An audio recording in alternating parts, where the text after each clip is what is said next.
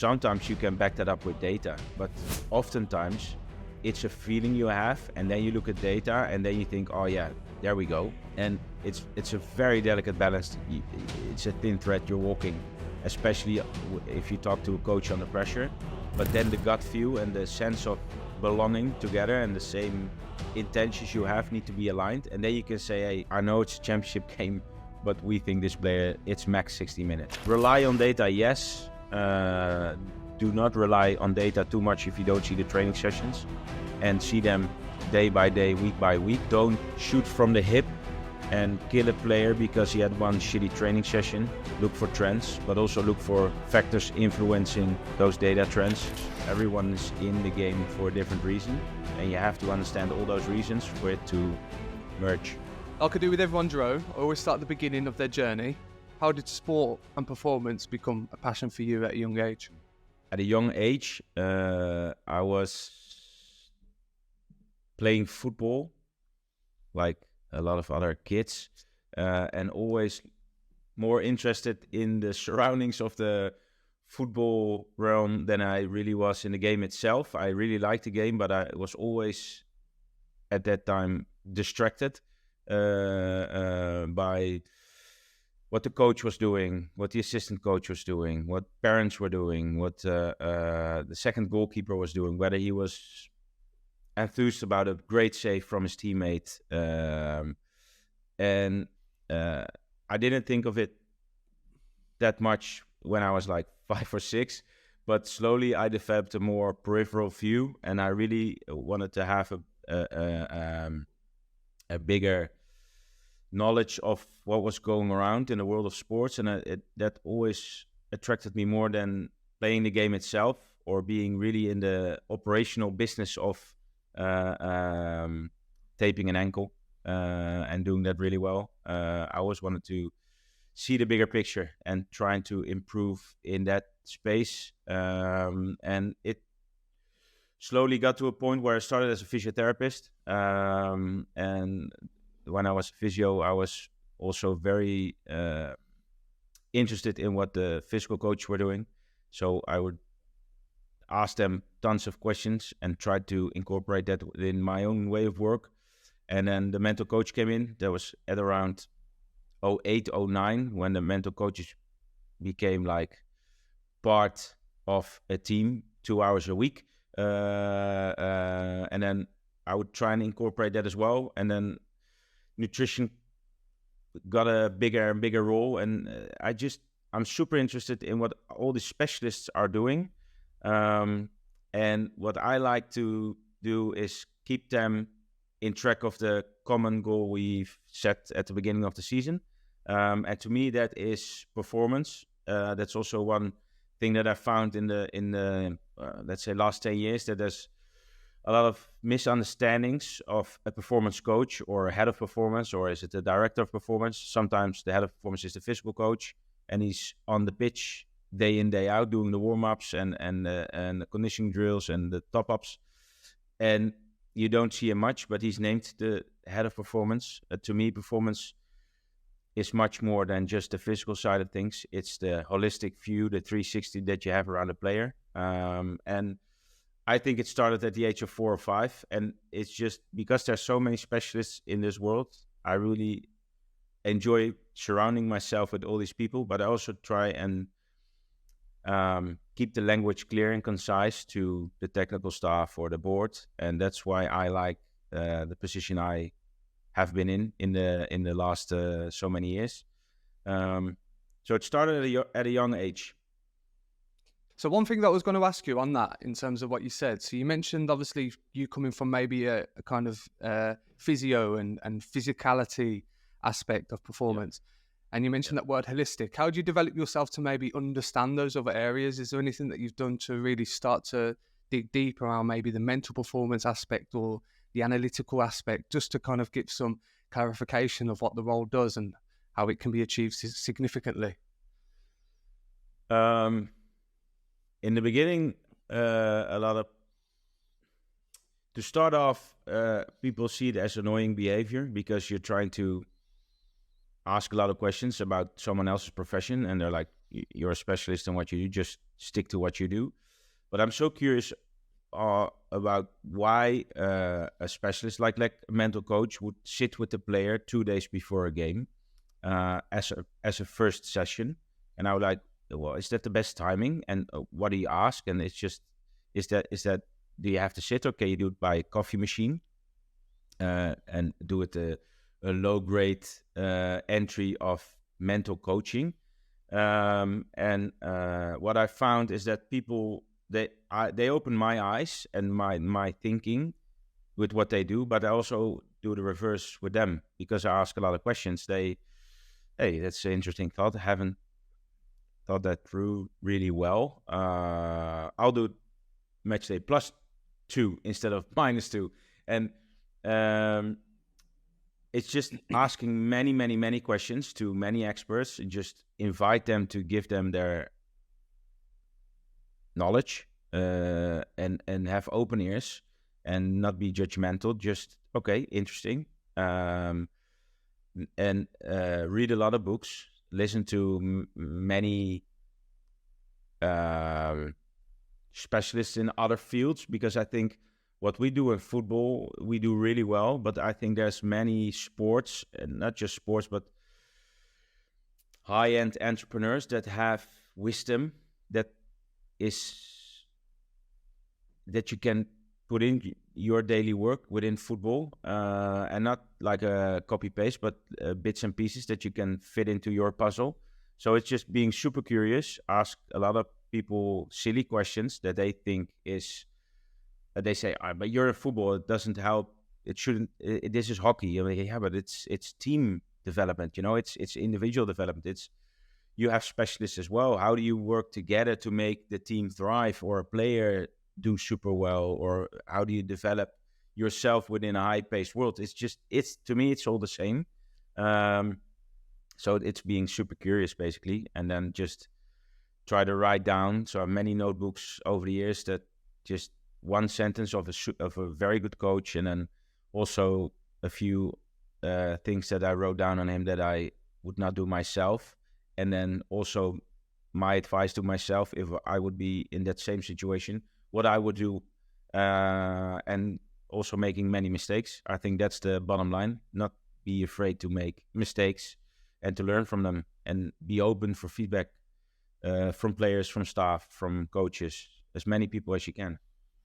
Obviously, just reflecting on your journey at the beginning, you mentioned those words, curiosity and kind of deep thinking, and potentially being analytical on certain things as well. Where do you think those skills come from then, Jeroen? Are they taught, or is it something that's within your inner personality? I'm interested on why you might think in a certain way.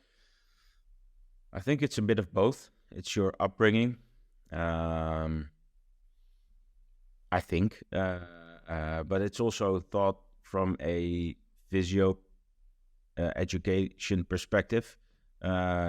You're taught to ask questions and to do clinical reasoning and to dive deeper into a problem, and not just look at you sprained your ankle, but what about the person behind the ankle, and how does he handle his situation? How can we make him improve, and how can we prevent it from happening again? And that's not by telling them what to do, but to invite them to give their thoughts on the problem, and then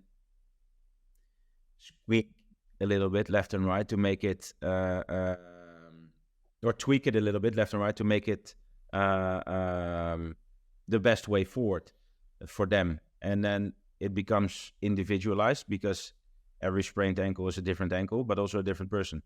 And then, so you really have to be a chameleon, and that is thought, but it's also part of my personality. I like to spend time with people. I like to learn from them. I'm super open to also share my knowledge. And if you give stuff, you get in return, maybe sometimes more than you expect. So that's... interns are a blessing to me as well, because they come with new thinking from the university. And then I would like, it's interesting. I don't see it fit in my daily life just now, but it can become part of my daily life. So curiosity, yeah, a little bit of nature and a little bit of nurture, I guess. Just a quick one to let you know that over 90% of those that watch this channel do not subscribe. So if you haven't already, please click the subscribe button down below. The bigger the channel, the bigger the guests, and more importantly, it's absolutely free.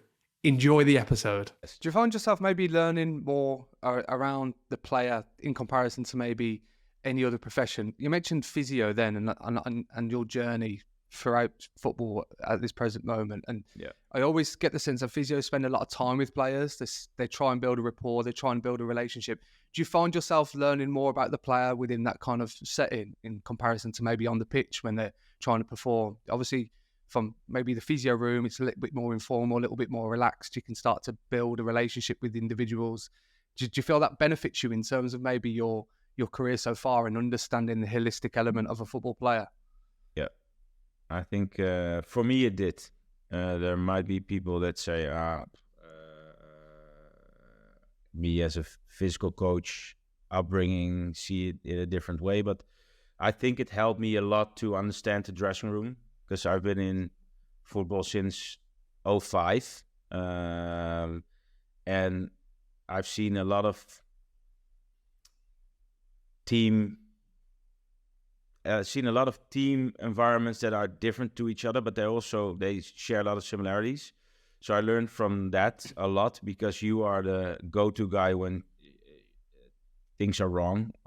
Coach is shit, or that player has taken up his spot or her spot, and then they complain, and you try to be a critical friend, but also a little bit of a mentor. And you learn a lot on how the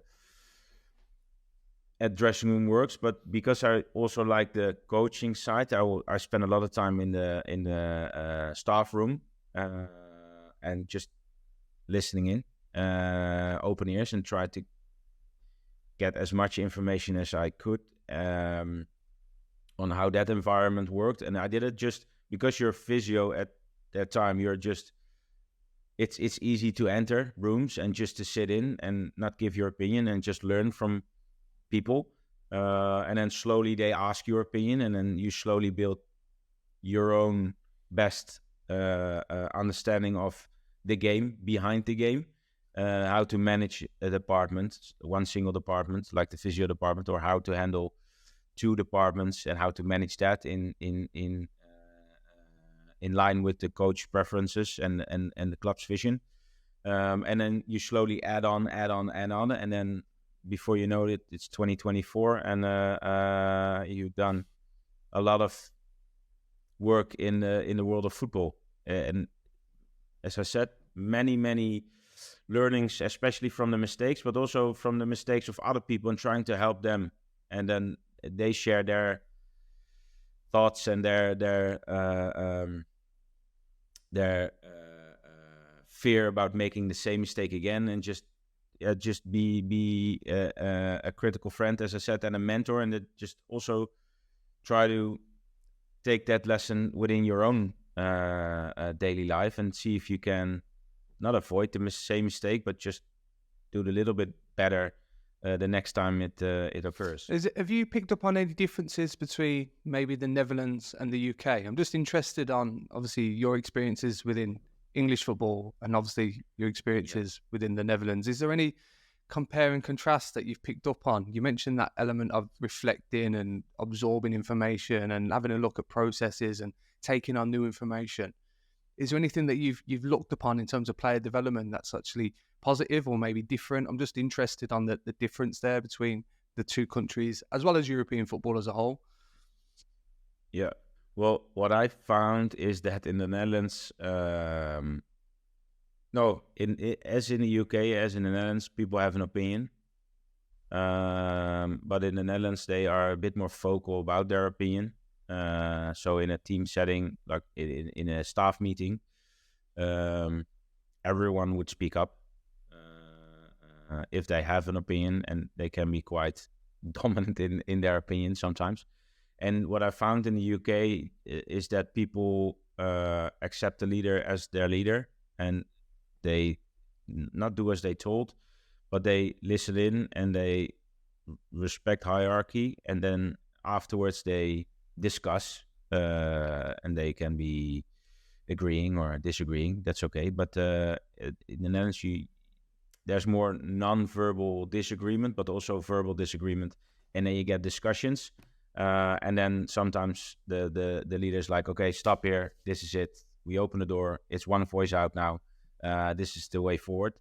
And in the UK, I found that it was more, everyone had their job and they wanted to do their job really, really, really well. So they focused on their job. And in the Netherlands, I found in especially in recent years that everyone did their job, but had a side job. So one of the physios was also in control of hydration, but also a little bit on helping the nutrition side. So walking around in the kitchen and at the buffet, talking to players, say, you need more protein or whatever. So they had more side responsibilities in next to their main job at the club. And in England, definitely more staff. So everyone was assigned one job and you just did that job really well. That's the biggest difference. So more vocal in meetings and more side jobs. How does that benefit performance, or does it? I'm just interested in your thought process there, because obviously from an Englishman looking at the Netherlands, we kind of inspire and we kind of look at the total football and the tiki-taka football that's kind of emerged from the Netherlands and inspired, European football as well as global football. Does that impact performance? Does that build a stronger relationship in terms of, dissecting things down and being critical, or does that cause more conflict? I'm just interested in how that might impact the player in terms of the development of an individual. Good question. Hard for me to answer because it's a really technical question and the performance. But what I think is helping. No, not just the Dutch, because the English are also quite good in what they do at the moment, especially if you look at the results 2 days ago. Now I find it hard to answer you. Can you come again, but with a more clear example that I might dive into? Yeah, so maybe looking at coaching processes or coaching principles that impact, maybe technical development, because you mentioned obviously this dissection and critique in terms of how we do performance. But how does that impact maybe the player? How does that impact the development of a team, a squad? That's kind of it. I'm more emphasizing what happens on the pitch. What I see is because everyone can chip in with their opinion in the morning meetings with regards to player development, but also player protection sometimes, because you sit with what I have seen over the last, I don't know how many years, but in the Netherlands, you sit in the morning with the staff. So it's 1 or 2 head coaches and the performance staff. You just go through all the players, and then everyone has their say about the player. So it can also be the masseur that said, oh, he had tight muscles yesterday. And I did not see that in England. It was just one person sitting from the performance staff, sitting with the coaching staff, and he voiced all opinions, which is also fantastic because you take away a lot of noise. But what happens in situations under pressure is that some people might say, okay, just leave this player for now. I just focus on this one. But in that bigger setting, some people say, no, I have to protect this guy. He needs to work harder. Or I have to protect this player. He needs to do less in certain areas of the training sessions today in order to be able to play and improve his game. So there's good things about the two, but I'd say that the Dutch way is that everyone can have their say. In the end, the coach decides. But it's good to have good fundamented opinions about the player because they spend so much time with that player. And then sometimes they have a blurred vision because they spend too much time with that player and they want to protect them because they become friends. And then you need someone that is detached from that situation and say, hold on here, guys. I've seen the talks evolve to this point now. we need to detach all and see the bigger picture about this player again. He needs to train, or we need to protect him. It's taking too long, this injury. It's injection after injection. It's pills after pills. We need to stop now. And I think I like that. I like that setup the most, because everyone has, all the people that I've worked with so far have immense amount of passion for what they do. They're super proud of what they do, and they want impact for the club, for the team, and for the players. And because of that, they sometimes get a little bit too much involved or too emotional, trying to improve or trying to have impact. And then it's good to be, because I'm the outsider in, and I'm just, all right, just hang on here. We're moving in a direction I think is unsafe for the player, or unsafe for ourselves, or unsafe for the coach. Let's have a discussion instead of just we'll see tomorrow. No, today's the day that we can make improvements, and also today's the day we can make mistakes.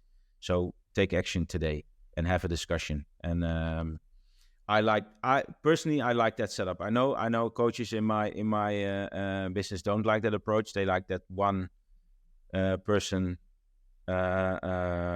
approach, but I like to have all opinions on the table before we make a decision. So we take your recent role then, Jeroen, in terms of Club Brugge, and obviously those things that you just mentioned around philosophies and working styles and trying to get the best out of players. How do you define success in your role then? Is it getting players into the first team? Is it keeping players fit? Is it seeing them being profitable in terms of transfers? I'm just interested on what you define success in that kind of position that you're in. The answer is it depends. Let's say a player comes in and is fit, but not fit for the league yet. Is not injury prone, but if we push him very, very, very hard, he will be injured someday soon. So you assess that player and talk it through with the team in detail. And every stakeholder, every performance stakeholder has their say, but also an entry into that player, and they can get time to work with the player in the week over a period of time. And that you discuss with the coach. So you have these player performance programs, and they are fundamental to the success of player A. And then you make him fit, and you accept that it will take 12 weeks, but in those 12 weeks you need to adjust training sessions so he can play games. And then we need to tweak a little bit left and right to make him stay on the pitch as long as he can without overloading him. That to me is a injury prevention success. But we also had players who were mentally not in the best shape of their lives. They were struggling big time. And to get that player out of that very uncomfortable situation of distrust sometimes, and you can talk to him and together with the mental coach, but also with the nutritionist, because food has a lot of influence on mental well-being as well. Bring a sleep coach in and try to have, so it's not physical and medical per se, but it can become if you don't do anything now. So you sit with the different side of the team and the head coach and make a plan for that player so he can become more stable in his life. And you bring in a team manager, because outside of the club there's also stuff going on. That to me is success as well. And if you then see him play and he couldn't play for 45, 60 minutes because he was just that, and then in the end he plays 75, 90 minutes, he even scores, you become a very happy man. That to me can be success as well. But it can also be some drinks with the staff, and you see them all connect and talk and mix and match instead of coaches and the rest. No, everyone's together. It's all blurred. It's a swirl. You don't see who's who anymore. That to me is also success, and that's just bringing energy to the building every single day and be as enthusiastic about everything as much as you can, as long as it is for that common goal, and that's to win in the end. So yeah, there's many. It depends in this case, but I think if you have to do it together, and that's sometimes very difficult because everyone is in the game for a different reason, and you have to understand all those reasons for it to merge. Just on that then, Jeroen, so what are your thoughts on, protection of players? You mentioned, overload potentially, and maybe fixture congestion, and there's certain periods of the season where players are maybe away from home, and all those different factors that fans don't necessarily see. They just see the perform on the pitch, but there's also all these other things that are happening in the background. What do you do maybe as a team to protect players in that sense? Is there anything that you look upon? And you mentioned, the different formats of coaches, sleep coaches, mental performance coaches, etc. Yeah. Is there anything that you look upon to protect players and maybe align that with the coach to ensure that they understand that factors need to be looked at more significantly? I'm just interested on your thoughts on the whole process there. I think if you come across a coach who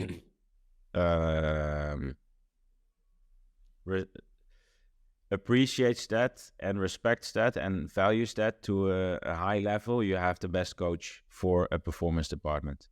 He is in there for the win. The club assigned him for winning games, which I understand. But it's a balance, because you can't win many games in a row with a team that's unbalanced. And that comes with age groups,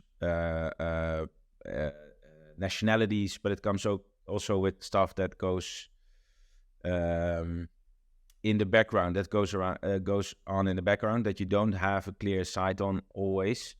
And I would say that meetings on a daily basis with the coach, mornings, middays, afternoons, evenings, they are super important. But first you need to understand his preferences before you can do that. So first he needs to trust you, and you need to trust him. So your gut feel needs to be aligned. And I really think you can't discuss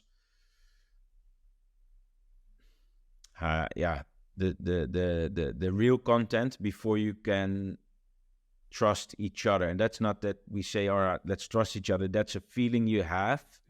I wish him well, he wishes me well. So if I say to him, player A, we all don't think he can't play 90 this weekend. Sometimes you can back that up with data, but oftentimes it's a feeling you have, and then you look at data, and then you think, oh yeah, there we go. And it's a very delicate balance. It's a thin thread you're walking, especially if you talk to a coach under pressure. But then the gut feel and the sense of belonging together and the same intentions you have need to be aligned. And then you can say, hey, I know it's a championship game, but we think this player, it's max 60 minutes. So find a coach who values that, and you've got a top corporation. It's a good partnership. But sometimes you find a coach who wants it in, he just wants to know the numbers. And he doesn't want all the noise that's going on with all these too many people trying to influence a player, which I understand extremely well as well. And I try to respect that. So if he doesn't want all that noise going on around the player, with the team manager going to a house and a newborn kid that he's not sleeping, and then we trying to improve his sleep, and then he has a bad night, and then we go to the coach, he had a bad night, maybe we drop down in training load a bit. He's like, yeah, it's just, then he shouldn't come in. Okay, fair enough. We'll talk to the player, and he's like, no, I'll do it myself. Okay, fair enough. And then we try to patch him back up after training to make him ready for the next day. It depends on the culture of the club. It depends on the coach that is in place, the coaching staff, and their past experiences. But it also depends on the team behind the team, and it depends on the player group. So you have to be super flexible in how to approach different situations. And if you become super rigid, with some coaches, they love that. But a new coach comes in and he's like, what's this? Why is this guy so rigid? You can't do, it's not a one size fits all. And it's super difficult, especially from a board of directors perspective, to find the match, because usually the performance staff are long-term staff, and the coaching staff is a bit more short-term staff, and you have to make that a team.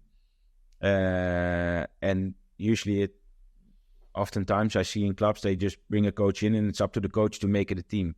But I think the board of directors also have a lot of influence in that process if they are involved in the daily way of work.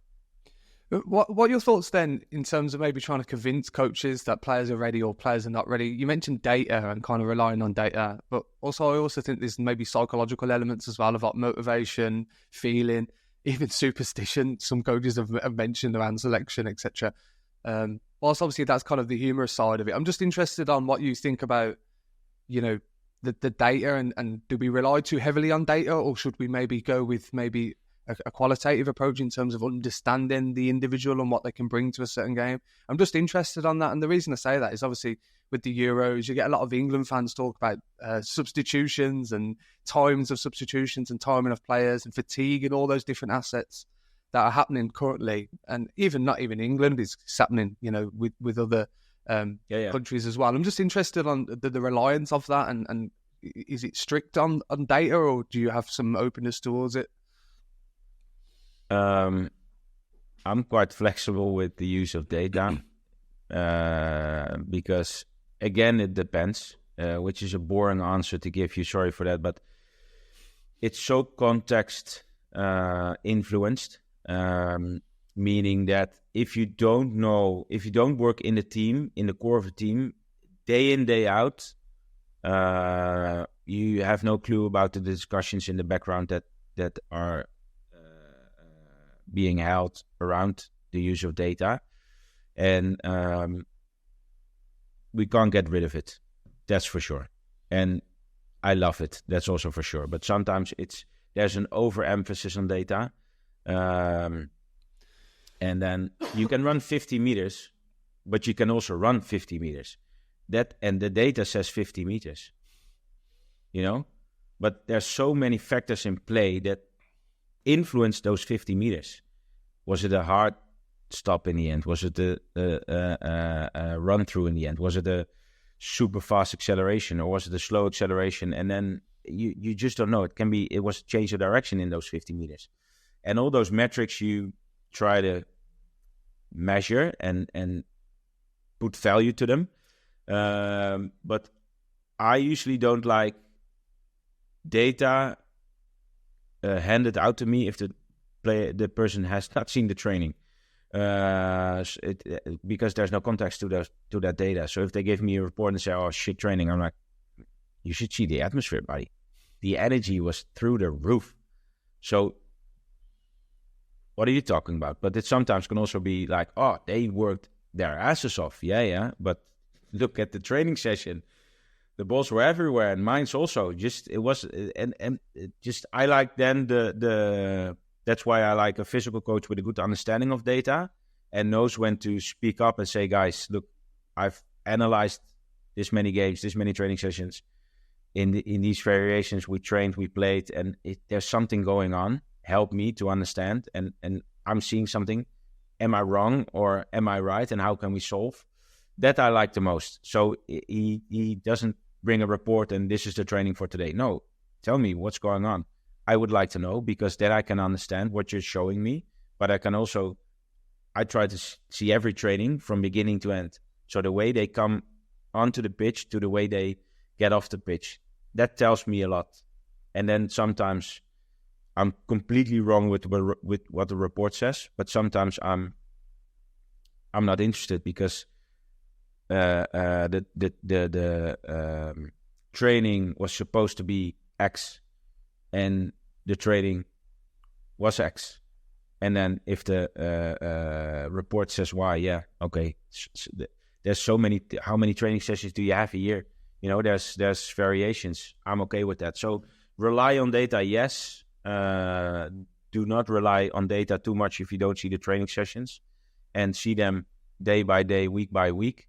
Don't shoot from the hip and kill a player because he had one shitty training session. Look for trends, but also look for factors influencing those data trends. So newborn at home, new girlfriend, lost his girlfriend, parents separated. Everything has influence, and do not need to address all influences, but just to be aware of them and try to bring it back to the core. We're trying to develop players, and how can we influence? What can we influence? And how can we influence the what in order to help that player improve over the season? Because it doesn't come overnight. That I realized quite soon. So you don't have time always, but you really need time to develop people. So just on that, in terms of data, I'm really intrigued around, maybe how you incorporate that to keep players fit. And again, this might be a bit of a novice question, and I hope this makes sense, but I always find that there's periods of the season, especially maybe in England and across Europe, where clubs go through a stage where players get injured quite significantly, and if one gets injured, there's a series of injuries. I'm interested on, is that down to maybe luck, or is that down to training, or is it down to fatigue? Is it down to the data? I'm just interested on how teams manage to keep maybe their best players fit coming into kind of the business end of the season in comparison to maybe others that struggle with that sometimes. I always compare it to maybe Man City and again, the run-in between Man City and Arsenal. I always find Arsenal tend to lose a few players over the last couple of years where they were competing, and City seem to keep players fit, and then players like De Bruyne come in and make an impact. I'm just interested on that proposal, if that makes sense, and who's reliant on that. I can only speak for myself, for the teams that I've been, because I don't know the context within City or Arsenal. But what you sometimes see is that you train with 24 to drop, and to get injured. But that injury started usually a period before. Right. And then if you just look at data, sometimes there's a spike or a massive gap in their load 2 to 3 weeks before the injury happens. And then I'm talking muscle and tendon,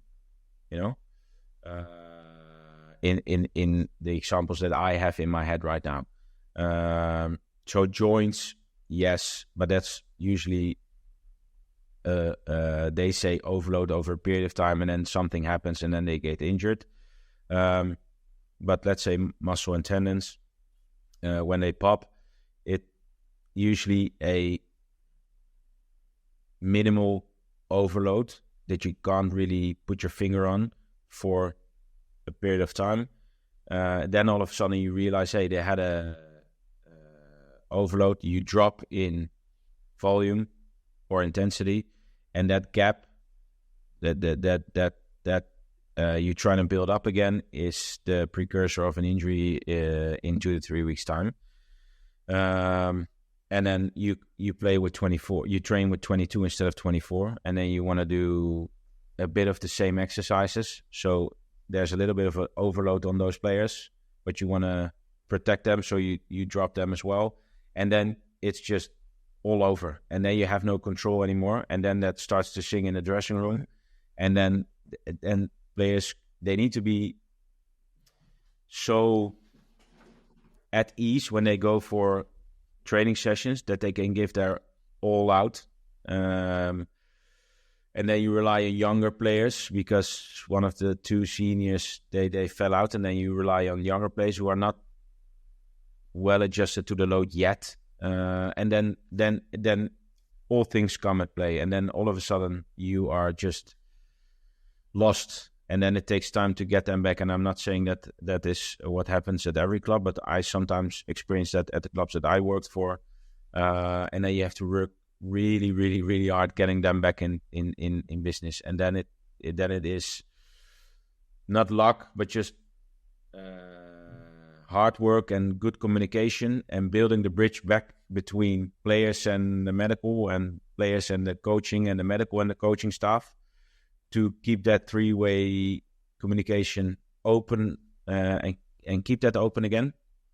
Because before you know it, they are external seeking advice. Coach doesn't trust him anymore, and then you are just spiraling downwards.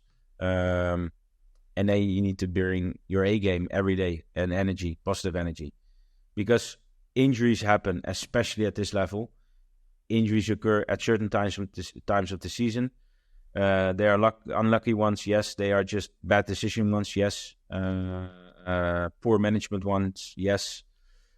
Players who are not fit for the game, yes. Sometimes you miss a player because you tend to put your attention to another one. We're humans, that happens. You're trying to minimize as much as you can. But if you accept that they happen and that they will resolve in time and that you will get back into business, that's also good culture to me, and that's a good setup. So the board trusts everyone that it will be better, and we will bounce back. We have a good second team where we can bring players in for training sessions to keep the level as high as we can. But I think it's the most important factor for that is communication. And when I look at big clubs in Europe that do really well, I assume, because it's an assumption, which I don't like to do a lot, but let's do it for the sake of this podcast. I assume that their communication is spot on. And they disagree and have good discussions to come to an agreement. And that's what I think. And so the leaders, the coaches, they accept that there's different opinions and different views on how to solve it, and they take it all into account and they make the decision as a group. And then you have a strong leadership team together, and that reflects on everyone within the club, and they build trust. Okay, unfortunate, you're injured, yes, but we can improve now. We have 2 weeks to do this, such and such. And then you'll be back, and you might get injured again, yes, but that's part of the game as well. Then if you don't want to get injured, don't play at this level, because I've not seen many players who played without pain for a full season. There's pain somewhere down the line, and it can be minimal, but it can be super annoying that you have to train adjusted for 5 days in a row to be able to play. That's part of the environment we are in right now. So, and that's also okay to me. One question I wanted to ask you then was kind of going forward then. So where do you see the area of sports performance and high performance going? You mentioned obviously these different trends and how other aspects have come into play around, sleep, welfare, and all these other facets that are really important in terms of the development of an individual as well as a team and a club and a culture. Where do you see this going forward? Is there any trends that you've looked upon more recently that will inspire maybe the next 20 to 30 years of sports performance at that elite level? I think AI will play an important role for sure. And it's already out there, and it will become more and more important. And then people need to understand that they have to work with AI and be open to it, because it will not go away, and it will play a massive role in the development of the game for players, for staff, for clubs, for marketing purposes. Name it, and it will be of influence, AI. That's one. But I also think that one thing we are discovering right now is players cannot play. They can play 70 games a season every year. I wouldn't say it's the best for them, but it's just the way this world is shaped right now in professional football. So you have to look at many more things than just training sessions to keep them fit. So it's gut health, microbiome, their genetics. They are important in trying to give them what they need on an individual basis. So I think from that perspective, that will be it's becoming a trend right now, and it will be way more, and it will be normal within 5 years. So the individualization will be massive. And what I still think, and I still believe that to this day, that we will adopt a more individual approach, but within your defensive team, within your midfield team and your offensive team. Now it's just you have set plays that you do with the attacking or the defending team. And that's basically it, what you have from an individual development perspective, because we are quite rigid we train at 10 till 12 on the pitch or whatever. And then you do some free shooting at the end, some finishing, and match day -2 or -1, we do some set plays, and then we play the game. And you see more and more that players sit on an individual basis with the coaches, and they have more and more individual-based training sessions with the gym coaches. But I think the training sessions will be that you will have more, like on Monday, you don't see the offensive team at all. You just with the defense, and you just trying to develop with a defensive coach, the style of play and what the coach wants, and then maybe in the afternoon you bring it together, and on Tuesday you do it again, and from Wednesday onwards till Saturday you train with the team and you do your set pieces and your finishing. But I think it will be way more individualized as a part of the group and as an individual. So AI, gut health, microbiome, genetics, but also an individualization. And last but not least, I think the external teams will play a much bigger role in the future. I think, and I don't think that is a bad thing either, because I'm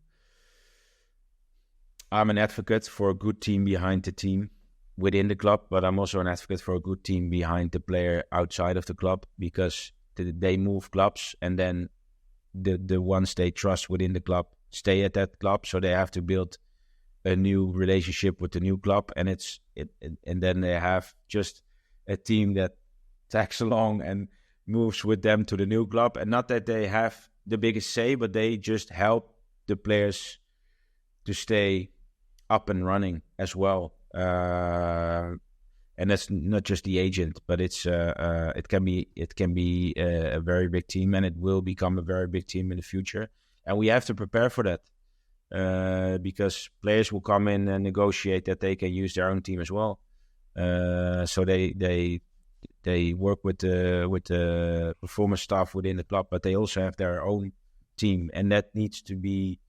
It's difficult right now, and I'm trying to be as open as I can and collaborate as much as I can, because there's many good things for the player, but if there's no communication, it becomes very, very noisy, and the one that is affected negatively the most is the player itself, because he all of a sudden he's the manager, and he should be focused on his well-being and development, and he can't if he's managing egos and emotions. Everyone has the best intention for that player. We just need to bring the story together, create one language, communicate as best as we can, and let the player thrive. And then the game is fantastic and beautiful. Well, what does the future hold for you then, Jeroen, in terms of what you've just said and everything you've reflected upon in this conversation over the last 50 minutes? Is there anything that you think that you want to maybe push yourself to do, or anything that you've inspired to do maybe on your journey so far? I'm just interested on that and where this area leads in terms of your development as well. Yeah, good question. Thanks for that, because happy to answer. What I found is the last, let's say 10 years for sure, but maybe it's 15, was just one massive sprint. And in football and just in general in the world of top level sports, there's not much time to really take a step back, detach, and open your eyes for what's out there and what's going on with your own development. And you're just focused on the people around you, which is a good thing. But I also knew that if I want to do this for 20 more years, I need to take a step back and just look at all the notebooks that I've written but not read, and just analyze my own game and where I'm lacking and where I'm strong and what I need to improve to become a better person, but also a better professional. And I want to learn from all those mistakes and speak to people, be inspired by professionals. So the plan for this year is different than what I'm usually doing. Usually just go for a 2-week holiday and you're back in the grind and go for it. But this year I'm taking off to do a few exciting projects within sports, but not in just in football. I'm visiting clubs, experts. I'm about to be coached by 2 people for this year on a personal and a professional development track. And I would like to do some courses throughout the year to see what I missed. I wrote down, what do I like in football? That's a lot. What do I not like about football? That's not a lot. But there's a few things, and a few are just the environment. That are a few of the negative ones sit in the environment itself. I can't change that, but a few of the negatives are within me, and those I can change. So I wrote them down and I listed them up, and I said, okay, if there's a good time to do it, it's at the age of 41. I have some good plasticity in the brain still. I'm healthy. I'm happy. My wife is also healthy, happy. The kids are. So why not try and improve myself and just enjoy the game as a supporter instead of a member of the team, and see what I can add to the game more efficient and effective. So that's the plan. So this year I will be based in The Hague, and I will stay in The Hague, and I will travel around a bit, do some consultancy, talk to inspiring people, and just see where it takes me next year. Excellent. Jeroen, I just want to say all the best with that. Good luck with that. And thank you for speaking so elegantly and openly over this last hour. I think you're very inspiring. You're very open. I love the openness that you've spoken about in terms of how you develop yourself, how you learn around different traits, different things that are only going to develop your job as well as the people around you. And I think people that are listening and watching this podcast will hopefully be inspired by some of those characteristics. So just want to wish you all the best in the future. Good luck. And if you ever want to travel the UK, I'm sure I'm always open to help that if you're ever in the northwest of the UK. But yeah, good luck, and Thanks. all the best with your future ambitions. Cheers. Thanks for the invite. Really enjoyed it, and keep in touch.